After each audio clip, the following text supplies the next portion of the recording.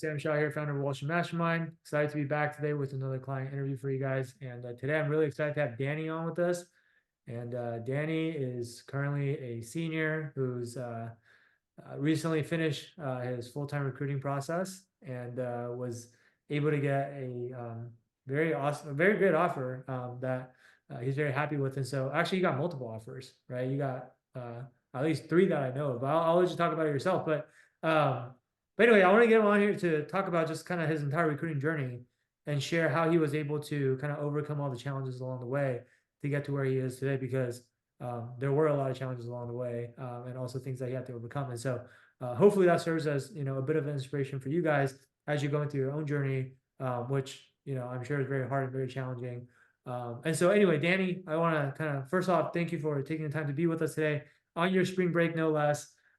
Could be enjoying time with your girlfriend, but you're here with us. And if you could start things out by just kind of introducing yourself a little bit and telling people who you are, and kind of and then I'll have some follow-up questions for you from there. Yeah, of course. Thank you for having me, Sam. Just to give a little bit of background, I guess growing up in high school, experienced a very blue collar background. So, not much of a finance background. My dad is a residential tile and construction guy, and my mom works in a similar field. So, coming into college, I didn't really have much idea of what there really was in the financial sector. But I was actually coming into the University of Tampa. I joined their college baseball program during my freshman year. It was a great experience, and my long term goal was to play baseball. I wanted to hopefully get into the major leagues or the minor leagues. Unfortunately, I did have an injury that took me out of the game after my freshman year. And just having a lot of conversations with local people in Tampa and just really learning about the financial sector in general, I learned that I was highly interested in investment banking, but because of baseball, I kind of, that was my entire freshman year, part of my sophomore year. So I kind of already put myself a little bit behind the eight ball, just spending so much time on baseball and not really thinking about the career recruiting process. But I was able to start connecting with some smaller shops in Tampa. So I started with a private equity internship with a smaller middle market shop called KLH Capital. And this is where I really started getting acquainted with M&A process and what investment banking really was, and just picking their brains. But I'd say timing wise, I started that second semester, my sophomore year, so that January, and I didn't have any realization that's when I should be recruiting for the next junior year summer. Nobody had ever told me. I had no experience even learning about that. So I had gone through that entire semester and I was getting great experience, but in the back of my head, I had no idea. And then coming out of the summer of my sophomore year, I was still continuing to work with KLH. I've had people start to tell me like, "Hey, you pretty much, missed a lot of the recruiting opportunities for your junior summer internships." And I was just so surprised and shocked that the recruiting starts so early, and I was already that much more behind the eight ball. But I was in a decent position just because I had the internship experience already. So coming out of there, I kind of figured, hey, maybe I need to start doing some recruiting on my own. And I did, as much as I could and knowledgeable kind of by myself. And I'd say it was a pretty tough process. I didn't really know how to go about it. Still didn't know the timelines very well. I'd say my networking compared to what it is now is definitely pretty weak, but I was able to find some smaller investment banks, regional boutiques in the area. So I did High Park Capital during a spring semester, and then I lined up Cross Street Capital Partners for my junior internship just to continue to gain investment banking experience. But right around that time, I'd say that year, starting halfway through my junior year, I kind of hit a point where I was like, hey, I need some help with this process. I feel like I'm putting a lot into it and not getting a lot of output from it.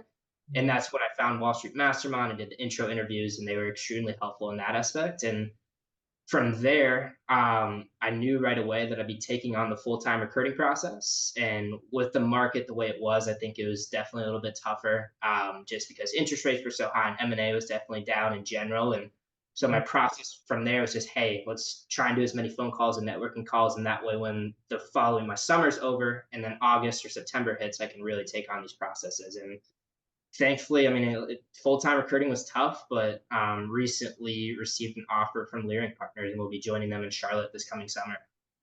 That's awesome, man. And you got Lyric wasn't your first offer. You had a couple other offers too, right? Or at least one other offer, I think, before that. Yeah, so going actually right before I joined CrossFit over the summer, I had one offer from Intrepid out in California, but just because of the timing, I mean, CrossFit was starting within a week, and I didn't want to burn that bridge a week before starting the internship. So I actually decided to stay with CrossFit, which, um, hindsight it worked out, but at the time I wasn't sure if it was the right decision.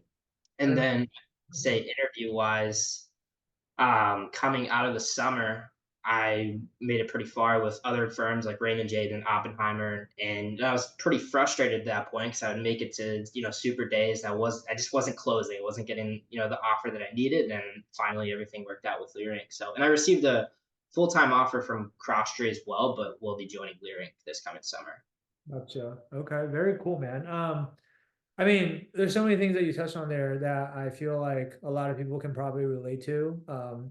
The biggest one being kind of like being blindsided by, how early investment banking recruiting happens.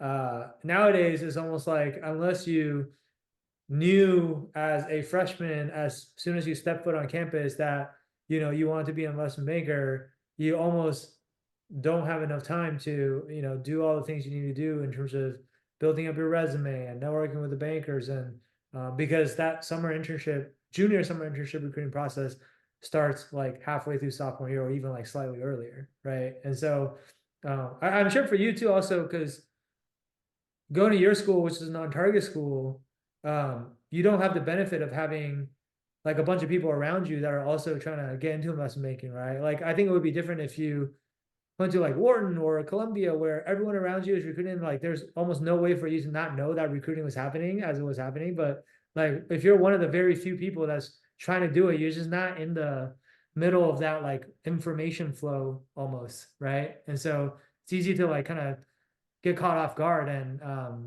but I think credit to you, like I think a lot of people in that situation would react differently. Like some people might think like, oh, I missed the boat already, I guess it's too late, like never mind, and just kind of like give up before they even have started trying. Versus seems like your reaction was like, oh well, I'm behind, but like what can I do from this point forward to still make things happen? Is that right?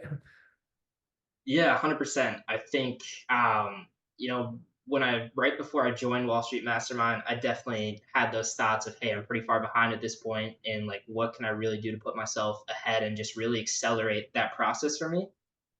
Which is where I think Wall Street Mastermind did an incredible job of, I really just created an understanding of the timeline, and that's pretty scary. Like, kind of looking it in the face and saying, hey, like, I'm way behind on this. I have a ton of work to do, but feeling more organized in that aspect and knowing the exact steps I need to take throughout that process and just really take on that challenge head on, I think was incredibly helpful throughout the program. So yeah, and I think the other part of it is just keeping a strong mindset as well. So just being gritty throughout the process, I think is important, especially, I mean, like you say, coming from a non-target school, nobody's really talking about this. What the process is going to be like. Nobody, there's alumni network is pretty small. So just really putting in a lot of accelerated work. And, of course, Wall Street Mastermind has so many great networking modules and everything that just made it that much easier to just crank out emails on a mass scale while also tailoring them. So as a, non-target student with, a small alumni network, I could really gain that advantage. Yeah, for sure. Um, what was the feeling when you got the Lyric offer? Like, when did you know, like, okay, this is the offer, and I'm done. I'm done recruiting. I'm gonna stop. I'm not gonna keep going. Like, what was that feeling like? And kind of walk us through that a little bit. Yeah, it was an incredible feeling. I was in Charlotte. I was just getting back on the plane coming to Florida, and you always kind of question in your head whether you get the offer after the super day and everything, because competition was tough. I was interviewing against 4 or 5 other guys, a couple target school guys in there who had some good experience, and um, I got the call going onto my plane. I'm boarding, and one of the MDs emails me and says, "Hey, like if you got a couple minutes, like feel free to give me a call." And I'm calling like, "Hey, I'm getting on the plane. I hope I have enough time." And he told me that I'd receive an offer to join Lyric this summer, and I was incredibly excited. I told him I was like, this is it. Like no questions. I'm signing this offer. Like really enjoyed my experience with the firm. And just like going throughout their process, I really liked meeting everybody on the team. I found that, the MDs, especially at the firm, they have incredible experience in the biopharma space. So incredibly excited to work with them and kind of gain that mentorship. So I knew if I received the offer, I knew that that would be the one, and I'd be incredibly excited. And then when it happened, it was just got it right before I got on the plane, and probably one of the best plane rides of my life. So Yeah, I'm sure. Who were the first people you told? oh, called mom and dad right away. Told them, "Hey, I'm going to Charlotte." I was so excited, and they were incredibly excited for me as well. And then just called some buddies at school. Who I told them they were going through the process, and everybody was super ecstatic. I mean, little definitely different for me because grew up in Tampa and spent most of my time internship wise here, so it'll be cool going to a new city. But yeah, I mean, it was everybody was super happy for me. That's awesome, man. So you talked a little bit about earlier about because obviously you tried a bunch of stuff on your own. You were doing internships. You had already been networking, and then you said like halfway through your junior year, you hit a point where you felt like you needed more help because you weren't getting a lot out of your own efforts. But like, talk to us a little bit about like elaborate on that a little bit. Like, what made you want to join Wall Street Mastermind at that point? Because I feel like a lot of people get to that point that you got to, and then they kind of have a decision to make in terms of like, should I just keep doing more of the same and keep doing what I've been doing and hope that everything works out, or should I make some sort of change or change my approach or get help, or and I think a lot of people choose to just keep doing more of the same. Or like a lot of like, something like, oh, I just gotta work harder, or "Oh, I just gotta like, if I just keep going, I just don't give up, then like something will pan out eventually, right? Like some people have that mindset. So like, what made you kind of choose to change up your approach, I guess?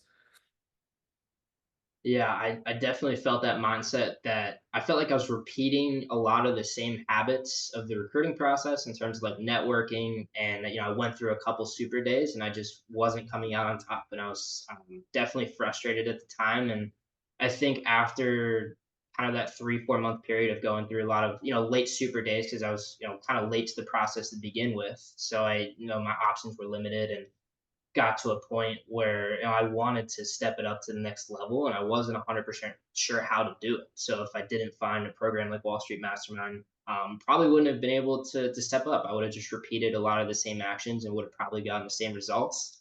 And by that, just I think my networking wasn't at the level that it needed to be. I think a lot of just my like behavioral's huge. Like I wasn't even structuring them, just kind of doing some light research before a lot of the interviews, and like technicals were okay, they were iffy. But as I kind of made that transition into Wall Street Mastermind, I mean, it was game changing. Just really seeing the attention to detail that it takes, because every step of the process that I found was incredibly important, and I didn't know that before I joined the program. So just knowing how to network, knowing the right questions to ask on phone calls, little things like calendar invites, everything like that. Really structuring behavioral questions. So if anything that comes at you during an interview, you have a structured answer, at least a baseline to kind of use. And then I could walk into interviews confidently, knowing that like any technicals that come at me, I knew that I'd watched the modules and kind of done all this work. And it really boosted my confidence going to interviews. I'd say previously, I didn't have that confidence because it didn't have the structure. My networking was light, so I walked into interviews not knowing as many people on certain teams. Mhm. So in that aspect, so yeah, just definitely boosted my confidence and really structured the process, and just the attention to detail was the biggest change. Yeah. I mean, honestly, with recruiting, it's interesting, right? Because a lot of these things that you've now know how to do, now that you've learned it, it's not rocket science, you know? Um, but also at the same time, most of these things are not stuff that they teach you in school either. And so for a lot of people, when they're, even though it's not rocket science, like when you're going through investment banking recruiting, for most people, it's literally the first time you're trying to do these things. It's the first time you're trying to figure out how to network the right way with a total stranger that you know nothing about. It's the first time you're trying to, answer behavioral questions in a way that's professional and aligns with, what these bankers want to hear. And God knows what they want to hear. You're just kind of guessing, right? And it's the first time you're trying to, answer these technical questions and explain these concepts to people. Like, point being, um, it's not as hard as it doesn't need to be that hard.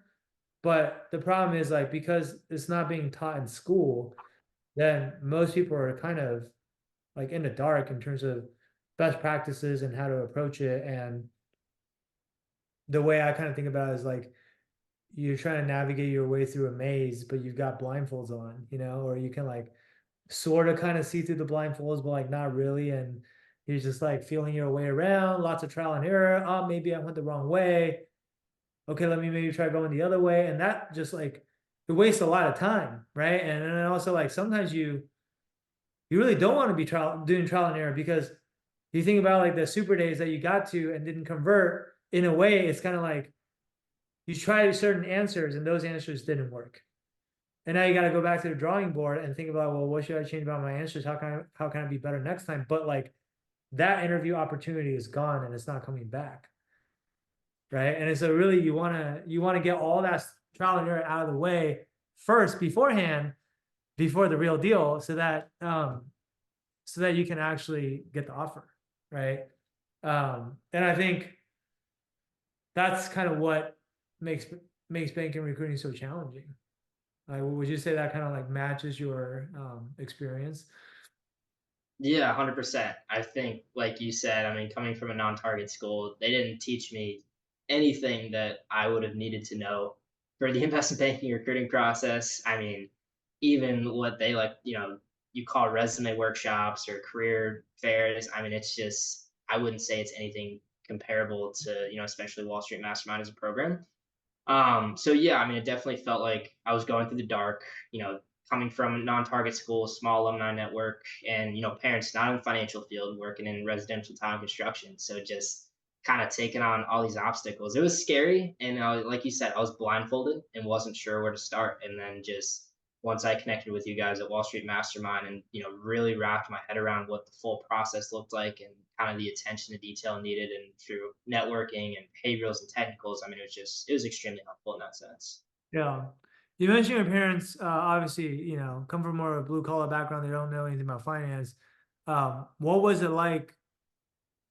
I mean, first of all, like, what was it like kind of telling them, like, hey, not just I want to go into investment banking, which is probably like a field that they don't really know too much about, but then, um, convincing them to that, this is a program that you want to kind of do. And I don't know if they had to kind of support you financially with investment, or if you did it on your own. But a lot of people, they need their parents' support or permission or whatever to do this. Was that like a difficult conversation for them to understand why something like this is even necessary? And kind of like, how did you navigate your way through that? Yeah, it was absolutely, I'd say, a difficult conversation to have with them, because, like you said, I mean, they don't have the finance background, so they don't have the full understanding of financial sector. What is investment banking, private equity, all of this? I mean, it's all kind of just totally different from what they focused on. So I'd say sitting down with them, I mean, I had already had some internship experiences in the space. So part of that was just really showing my passion towards M&A and investment banking in general. And I think they saw that within me, and then they saw it as a career field that I really wanted to pursue long term. So that definitely helped that conversation of, hey, I want to join this program. I know that it's a big commitment, and they were happy to see something that I was passionate about. And then on the other side of it, I think if there's very financially rewarding career path. So I think the investment, part of me showing them why I should do this was that the financial reward long term, totally outweighs what you would initially invest into Wall Street Mastermind. I mean, it pays itself 10, 20 fold down the road. And so once, I mean, it was definitely a long process, convincing them and just really getting them to help me invest in this program. Because of course I needed their help. I'm in college, wasn't making much money at the time. I'm still not. But yeah, I You mean, will be soon. yeah. um, but yeah, I mean, once I kind of helped them wrap their head around both my passion for the industry and also just the long term investment in the investment banking process. I mean, it was great investment for them. I think that's really key, which is like most parents don't realize uh how much money you actually make in investment banking because they don't come from investment banking. And for a lot of parents, when they actually for the first time understand what those numbers are, it's almost a little bit shocking or unfathomable to them because like some of them had to work a very, very long time to make that amount of money each year, and you're making that right out of college, or some, I mean, there are parents that have never made that much ever, even, right? And so, like, yeah, I think like helping parents understand kind of the ROI on this investment, I think that's huge. And also, I mean, most parents pay a lot of money for their kids to go to college, and I don't know, maybe you got a scholarship for baseball or something, I don't know, but like college nowadays is super expensive, and like college in and of itself is an investment in your future. And the whole point of getting a college degree is so that you can have the best job possible. So this is kind of like goes right along with that, right? Is like, how do we maximize not just your investment in Wall Street Management, but how do we maximize the ROI on your investment into your education as a whole, right? Um, but that's awesome that your parents were so supportive because in my experience, like not all parents are like that. So I think that's it's always great when parents see kids who are really passionate about something and then they fully support them and going out and kind of chasing their dreams, and that's always really, really great to see. I guess one last question I have for you, and I'm gonna let you get back to spring break, which is now that you're on the other side, having gone through it successfully as a non-target school student, as someone who started late in the process or at least realized very late that recruiting was even going on, and having overcome all of those obstacles, um, what would you say is like the number one thing that you learned or picked up along the way that really had a big kind of positive impact on the outcome for you? Like, is there anything like that that you can, like wisdom that you can pass down to other kids who are, maybe starting to go through the process now, or maybe they're in the middle of going through the process as we speak? Yeah, I think the biggest thing, I mean, there's so many things I could touch on more like technically and just working on behaviorals and networking. And I'd say, I mean, first, just like the power of networking and just really working hard in the aspect. But I think the most important thing is just mindset, which I really liked that the modules took a lot of time to focus on that because I think that's almost twice as important as anything else throughout the process. Because like I was approaching the full-time recruiting process, before my summer started for my internship. And it's, you kind of have these thoughts and these doubts in your mind. It's kind of hard to look everything in the face and say, hey, I have so much work to do in front of me. Like I have two options here. I can either, throw it, I can either quit here, say I tried the investment banking process or kind of settle for where I was, or you can just really get gritty and just really accelerate your work process and just put in the work and just have that mindset of, no matter what happens, what process I go into, how many times I fail, that I just need to keep working hard at this and something will happen. So having that in the module of that never quit gritty mindset was incredibly helpful before you kind of approach and tackle some of the larger stuff. While also again having the program on your back to take care of the more technical behaviorals and more of the attention to detail stuff that you need as well. Yeah, it's a great point, man. I mean, like, yeah, we didn't used to always have that mindset module, and then we kind of added it a few years back because when we first started building this program, it's not really the stuff that you think about first when you think like, oh, well, what do these students need to get these jobs? You think about technical interviews, think about behavior interviews, think about networking, you think about like resume, you think about all the things that everyone is typically thinking about. And then we kind of, after doing this for a while and going through, at the time it was probably like hundreds of students that we've worked with. Today it's, almost 1,300. So we've grown quite a bit. But like back then, looking at even just like the first few hundred students that we worked with, and just really thinking about like, hey, they're most of these students that are successful versus like a small minority that are not successful, like what are the patterns? What is the difference between the ones who make it and the ones who don't? And we just realized that a lot of it really came down to their mindset and their attitude and their whole mentality of how they approached this process. And so that's how that module was born. Actually, that's the little backstory there. Is like we just like, okay, all the best the most successful case studies that we have, like what do they have in common? Oh, they have these 10 things in common. We just started listing out qualities that we saw in these people, and we're like, okay, well, let's tell everyone else that's going to be doing this program going forward that these are really important qualities. Like if you exhibit these traits, then chances are more than likely you are probably going to be, in a successful camp, because these show like really good leading indicators for what's going to happen. And because you're right, like investment banking is recruiting is going to be hard no matter what. And sometimes I think people will think like, oh, well, if I invest in Wall Street Management and I get their help, then like it's just gonna be super easy walk in the park. Like this job is just gonna be, handed to me on a silver platter. Like it's not, right? Like you can attest to this. Like you went through the program, like you still got to do the work. It's still a lot of work.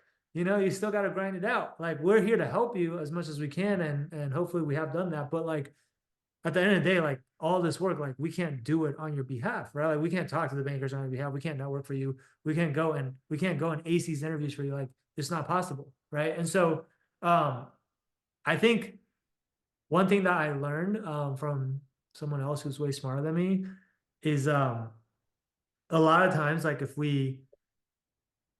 when things feel hard, we just have it's all relative to our expectations. A lot of times we have the wrong expectations about how hard something is supposed to be. And if you go into something expecting it to be really hard and it turns out it was hard, then a lot of times you're actually okay and you're actually able to like go through it, and because you knew it was going to be hard. Like maybe you pledge a fraternity and pledging is supposed to be hard. But then like, there's like people that like join a frat and they think like, oh, it's just all about like hot chicks and whatever and this and that. And then like pledging starts and they're getting like hates the shit out of, and they're like, wait, what? Like I didn't sign up for this, right? And then like, so a lot of it's like expectations. But also the other part of it too, I think, is when it's hard, like if you can actually lean into that. Because some people's reaction is like, oh, this is too hard, I give up, right? And then for some people, it's like, this is really hard right now, but I love it because this is so hard. That means that all of my competition, they're the type that's probably quitting and giving up right now. And that's good for me because I'm not the type who's gonna like quit or give up easily. So it's actually advantageous for me that this is so hard, because I'm gonna be like the last man standing. Right. And also like because because this is so hard, like usually that means there's something really good on the other side. Right. Like all like nothing good comes easy. There's that saying, right? It's like if it was really hard and there's nothing good on the other side, then like nobody would even try to get it.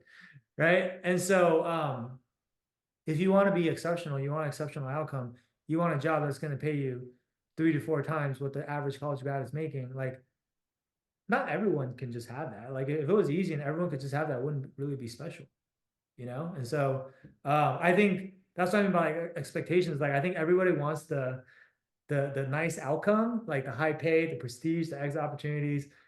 That all sounds great, but then like at the same time, they don't have the right expectations about how hard it's supposed to be to get there.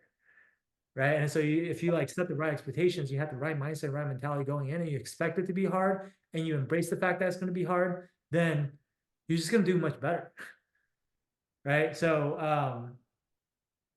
I think that's like the non-obvious, non-sexy stuff that like people don't usually think about. People think like, oh, I gotta learn financial modeling or whatever. Like it's like that's what's gonna give me a job. And it's like, no, not really. Right. Anyway, those are my thoughts on that. But it's been really awesome hearing about kind of your journey and your experience going through this. I think it's really amazing that you were able to get such a great outcome coming from a non-target school, starting late in your process, and really just like knowing what you want, and then like going to like basically being willing to do whatever it takes until you got there. And so, major props to you for doing that.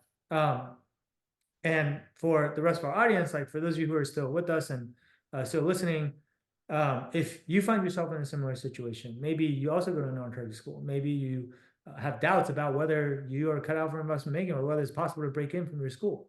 Maybe there's not a lot of alumni who can help you.